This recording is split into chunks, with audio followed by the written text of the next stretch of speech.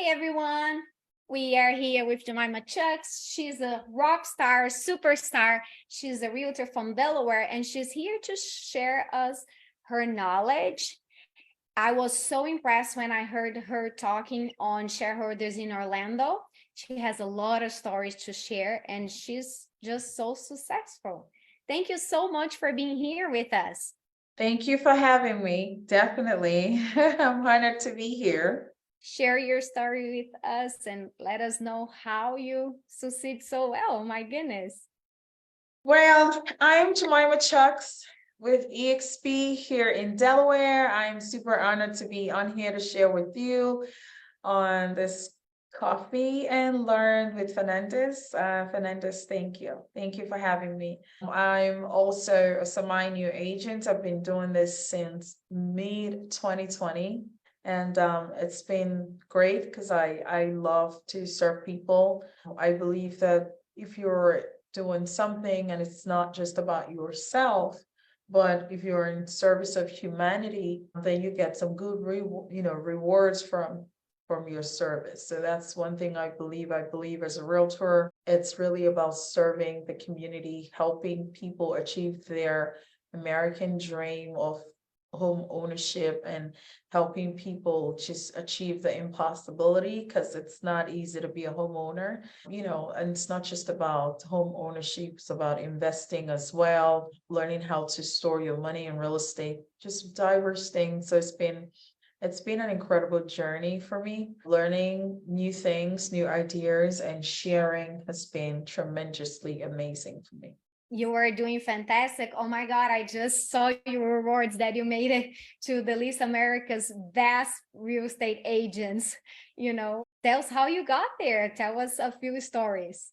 I mean, for me, I was just working, just doing my thing, and I was surprised to get that email as well. And so when you are focused on your vision and your dreams and committed to excellence, definitely, it never goes unrecognized. There are people out there watching you. That's one thing I believe. And eventually recognitions just start coming in. It's not something that I worked for or filled a form or whatever. It's just that people are seeing results. Results cannot be, hidden. It's something that's glaring. And for me, it's just about coming up with business strategies that will help your growth. And it's all about diving deep inside of you and just pushing yourself beyond your limit, creating habits. That's where it all starts with. It's all about habits, and those habits and understanding that you are in business to grow, you're in business to serve other people, you must be committed to excellence. And with that being said, you channel your habits into doing routines that produce results eventually. So it's just like those articulate your habits together and create those routines that every day you are doing it, every day you're doing it, repetition, consistency makes you a master of your game. Then the results begin to be visible to everyone. So even if you have a good strategy, you also need good habits, and you need to create routines that work with the habits and the strategy. What a great advice. I mean, what a great advice. It is true. And one of the things that you share on shareholders that it really stick on my mind and I put into action, it's like you got to think outside the box, first of all. Be consistent. It's one of the things that you told us. And also, I never thought that I could focus a little bit more in investors and calculating how much the house is worth, and when we sell, how much it can be. So I start putting the strategy and habits to work for me. And let me tell you, I'm about to close 2 deals because I heard what you said in Orlando. So share a little bit more. Wow. Sorry. Oh, well, I'm very proud of you. I'm glad that you implemented, one of the things that I had shared.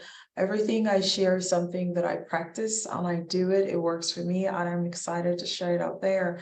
Sometimes you just have to do the unconventional. You just have to think outside the box and just create things in your reality, I mean, we came to shareholders meeting and conference, and everybody came from different areas of the world or different parts of America.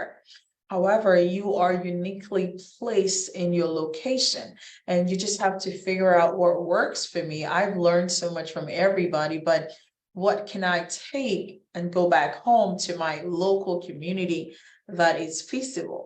You know what I mean? That's the whole idea. So now for what I had shared before is about working with contractors. There are lots of investors, okay? There are lots of investors out there that want to flip a property. The short rental market is booming, it's booming so much. There are lots of investors that wants to hold a portfolio for rental properties. There are investors that wants to get a dilapidated property, fix it up and sell, which is the flipping business. So you just have to sit down and create a strategy how you can serve that community of investors. The way it really works is you just have to build a team around you. When I talk about a team, partners, business partners, you have to do some research about lending. How does it work? You want to partner with different kinds of lender, conventional lenders and unconventional lenders, conventional lenders and unconventional lenders. So like for non-conforming loans and conforming loans like the regular FHA that we know, VA, USDA, conventional and all that good stuff. Non-conforming loans like the hard money lenders, and there are different categories of hard money lending, and you need to find the ones that are the brokers of different level. Like the brokers mean like you can get a broker that is affiliated with a bunch of network of other lenders, right? So you have a deal, they throw it in the pool, and someone is willing to invest in it, will take it.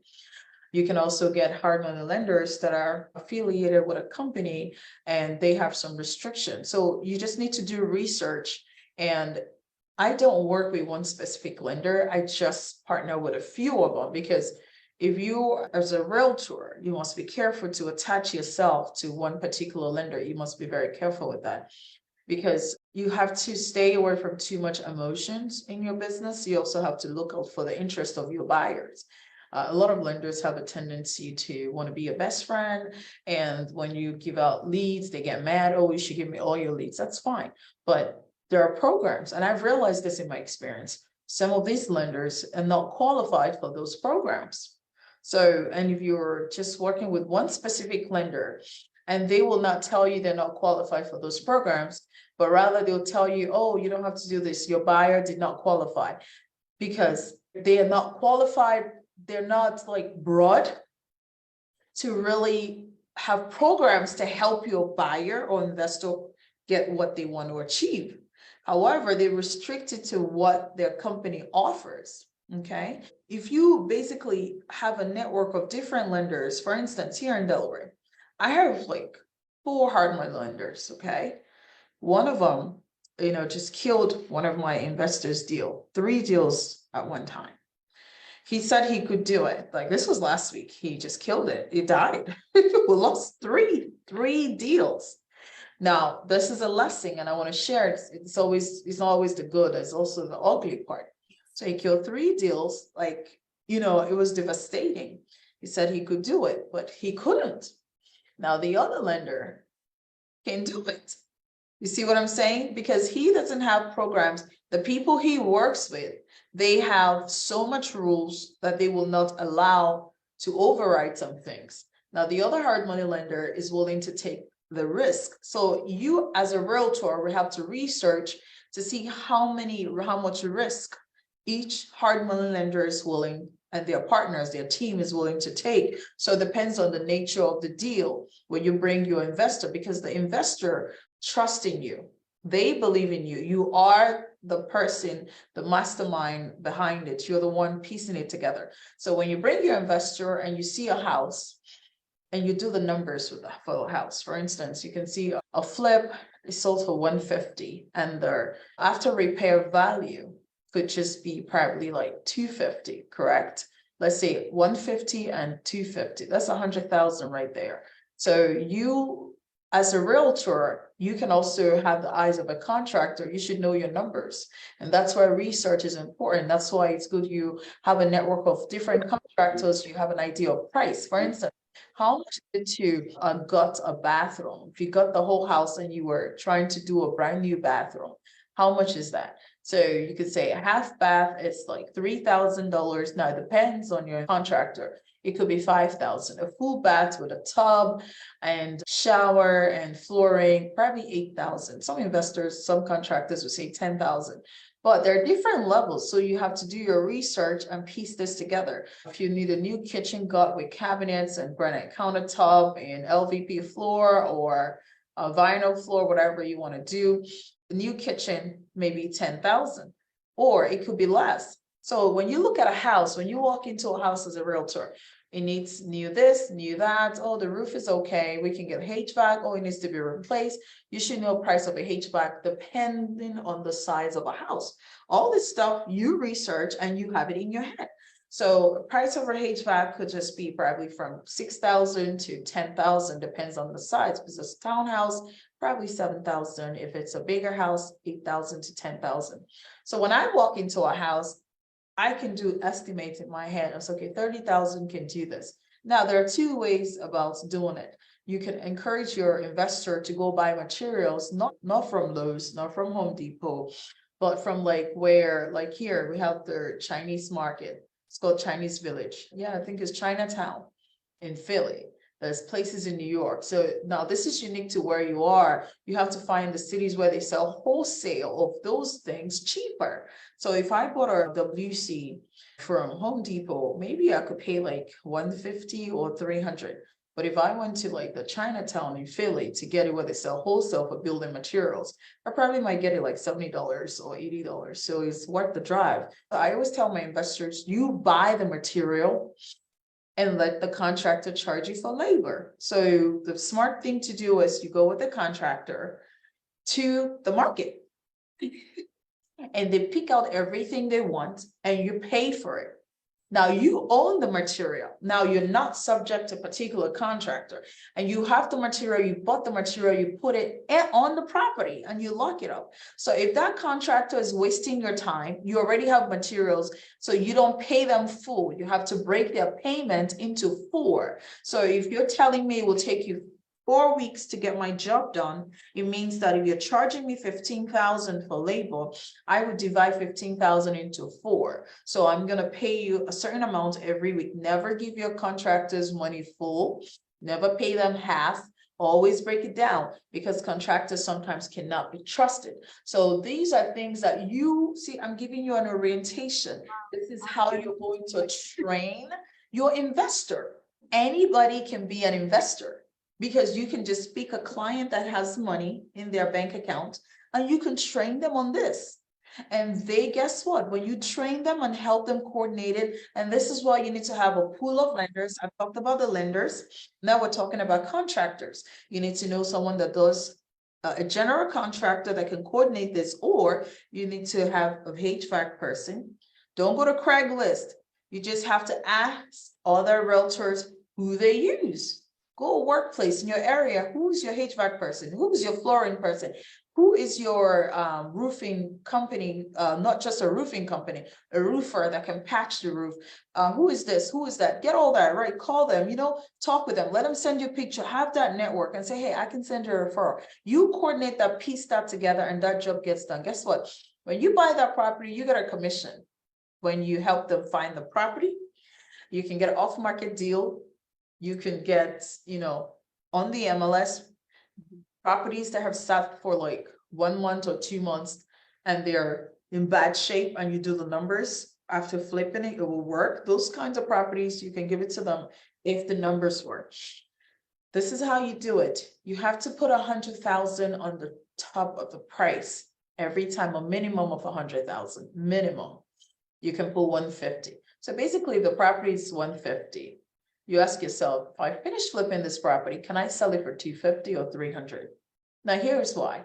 If you put closing costs and everything together, right? Let's say you buy the property 150 and it's 30,000 to fix it. So that's like 70,000 left, right? things come up, you never know, things might just fall apart, but everything you spend, 50,000, then the other 50,000 becomes your profit. Does that make sense? Yes, a lot of sense. So if it's not going to sell for that 250, just leave it alone, because things could fall apart. You never know what you could get into when you go. So you have to leave that room. But at least you can make 50,000, 40,000, 30,000, and in a 90 days window, that's a lot of money to make for just flipping. And by the time you do it and you do it well, you could do 5 flips, and that's 50,000 times 5. That's how you get rich. That is You, the realtor, you blow my you finding that property as a realtor, you get the commission when you find it, right? And then when the property is flipped, you make commission at 150, right? Now the property is worth 300, right? Guess who's going to list it again? You, because, hey, let me teach you a trick. Not a trick. I mean, you have to protect yourself. So when you find that property, you have to have as soon as you close, that day you close, you must let the investor sign a listing agreement with you. Oh. Because things change. Auntie is a realtor. My best friend is a realtor, and they'll say, oh, sorry, my sister will list it. No, no, no. I found you this deal. I gave you, and I have that conversation. I can make this work and I have to sell it. So you charge them your 5% or 6%, because 6% or 5%, I don't go lower than that, because you're about to make 50 to 100,000. I deserve my 6% commission. You see what I'm saying? I'm not gonna split your 100K. I showed you the road, I trained you, and then I can't take more than a commission from you. So I don't need you negotiating my commission 4%. No, don't do that. Like, you're being greedy right now. I deserve my commission, because what I'm giving you is gold. So you need to have serious conversations, and they understand that you work for your money and you deserve it. So you sign that listing agreement and you hold on to it. You give it to your broker signs it, and you file it. And you just make sure that everything is going well. Do routine check-in every week. Keep in contact. Don't abandon them. What stage are you? Like, you want to go there every 2 weeks. How is he doing? Encourage them. If they're struggling with the contract, they'll have communication. You have to be in control. And it has to be someone that you trust, because this is your project. You're going to sell, and you have to, contractors, you have to help them be on that contractor constantly, make sure everything is done, give them timeline. Say, hey, can we be done by end of this month? Look, the market is hot. I need to get this money out. Put them under pressure, and everybody works. And guess what? Now they're done, and you get the pictures and stage the house. Always partner with stagers when you flip a house, because it makes the house look glorious. You see what I'm saying? So it sells quickly, and you have bidding wars. And guess who listed again? You. And you make that commission, and you get paid twice. That's how it works. Thank you. Just want to thank you so much. You pour out to us. Wow.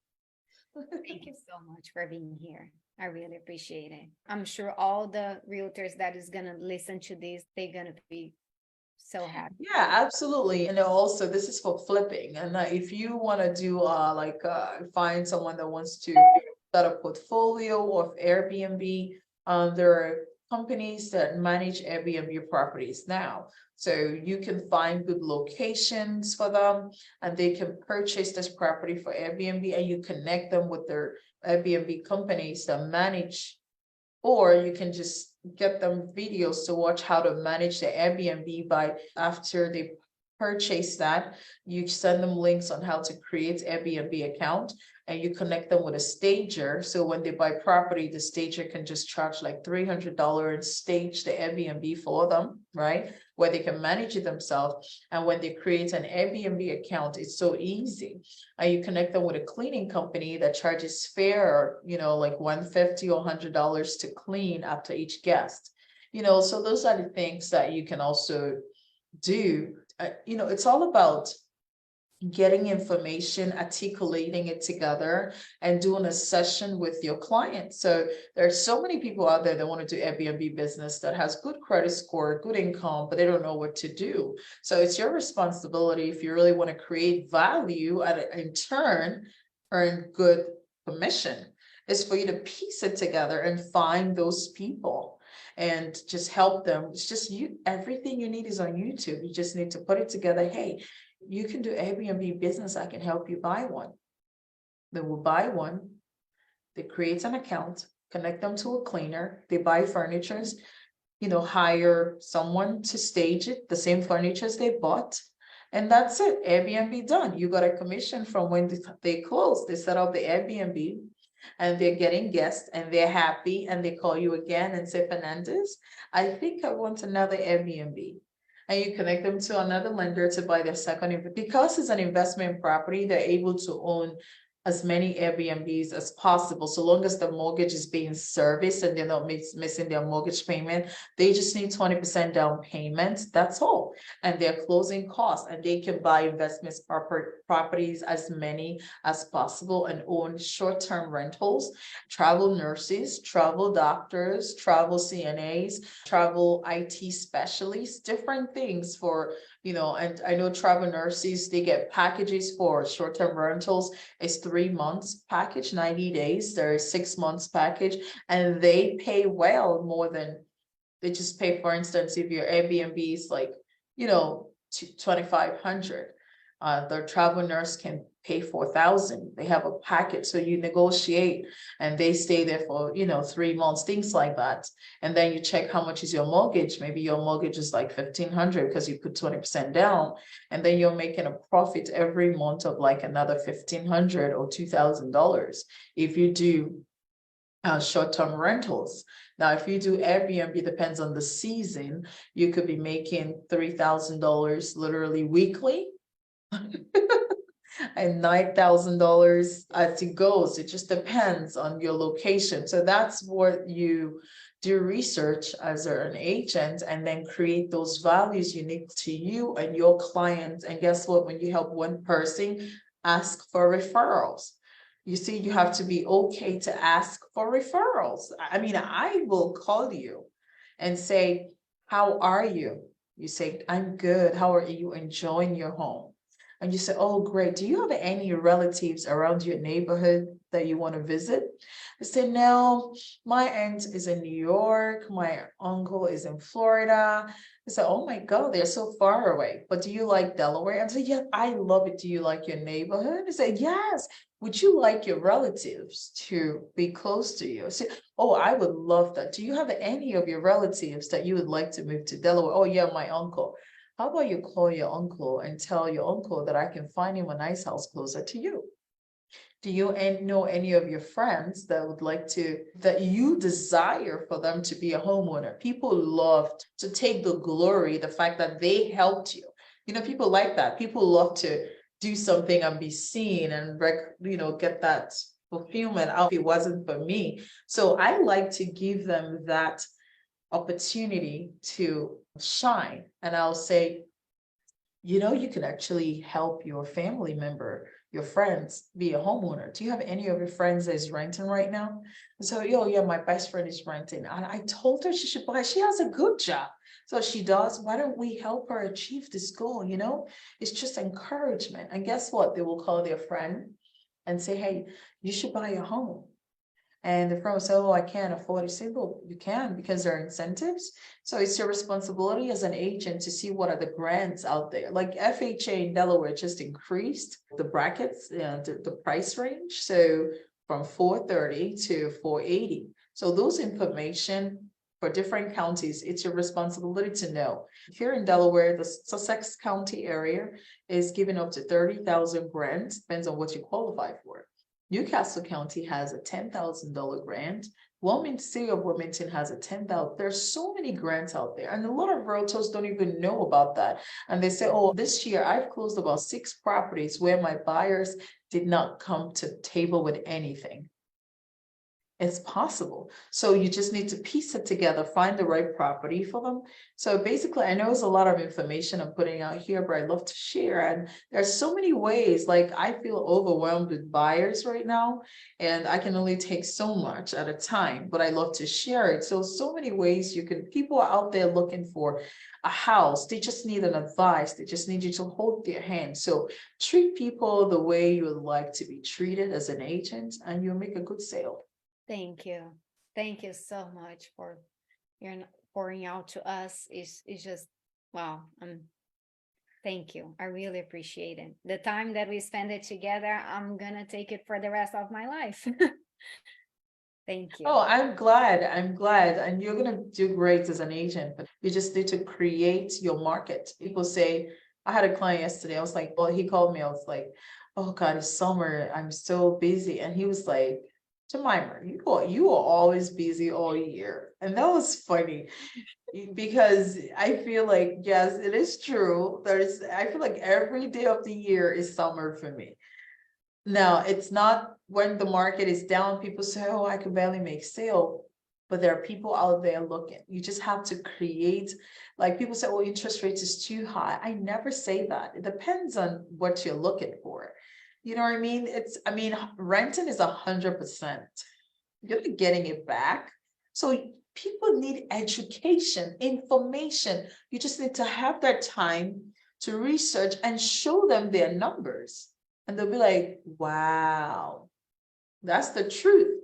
So you're waiting for this market since 2020 to, in 2020, when I started real estate, a lot of people were like, oh, interest, oh, I will wait. The prices of houses are too high. Oh my God, I'm not going to buy. It's going to come down. It's going to come down. It's 3 years now. And it never came down, but rather it kept going up. You see that? It would never come down. And guess what? They're buying now for $300,000 more. Do you know how many clients I sold houses to this year that are constantly regretting not buying? So, and we're still going to have the same people this year that are still not going to buy, and they're going to be waiting for the market to come down. So you just need to put them down and show them the blueprint. Show them. People love to see it. You show them the numbers and show them like how much is a house selling where you're renting. I said, look, 9 Brain Lane, your neighbor's house where you're renting, sold in 2020 for 400,000. 21 Brain Lane, your other neighbor's house, just sold for 700,000. Hello, you're still renting. That's equity that you could have built if you had bought. I bought a house in 2021. I tried it myself for 385. Now my house is worth like 525. You know what I mean? Yeah. And I bought another house this year again, and I moved out of that one and rented it out. And I bought another one. And that's just how you do it. You know what I mean? You just keep building those equity. They're going to sit in those properties and you can pull them out. So there are so many ways for your investors. You need to show it to them. And it doesn't have to be flip and sell. You could buy a property, flip it, okay, fix it up very well, put a tenant in it. You don't have to sell. Now listen to this. And you could do a cash out refi, which means that instead of you selling it, you can take out all the equity plus your down payment. So let's say you can take out all that money, profit from it, and you still own it. Let's say you bought this property 150 and you finish fixing it and you put a tenant in it. But before you put a tenant, I would say get the appraisal value. So get a lender to do cash out refi, and the lender could appraise the property for 350. That's a lot of money right there. So now you have this 150, right? They will give you 80, 75 to 90%, depends on your credit score. If you have an excellent credit score in the 700s, you might be able to get 90%. So that will be 90% of that 150. You've cashed out. Now you have a mortgage of 150 plus that, whatever. Let's say they give you like 120, right? together. So that'll be your mortgage, right? Now, what happens is, whatever mortgage that they give you, let's say your mortgage payment is 2,500, right? Then you rent out that property to a tenant, a qualified tenant, for 2,600 or 2,700. And the tenant continues to pay that mortgage, but you've cashed, you have all your profit, and you still have the glory of being the homeowner. And you never know what the market does. You've cashed out all your profit, right? In the next 2-3 years, that area might be selling for 450. Means your property now has extra equity of 100,000, and you keep going like that. And that's real estate for you. That's beautiful. You just need to be educated enough, do research, get this information. And there's so many people with money sitting in their banks, and they hate that money sitting there, but they don't know who to trust. They love the word real estate. They know there's money in real estate, but they don't want to do it because they don't know how to do it, who to trust, or who to help them or guide them to achieving this. And that's where you come in as a realtor, and that's where you excel. Thank you. Sure. Thank you so much for your time. I really appreciate it. It was a pleasure learning from you. I hope we're gonna do this soon, and you're gonna have more stories to share with us. Anytime, definitely, anytime. Thank you. Yeah, no problem. You guys take care. Bye. Bye.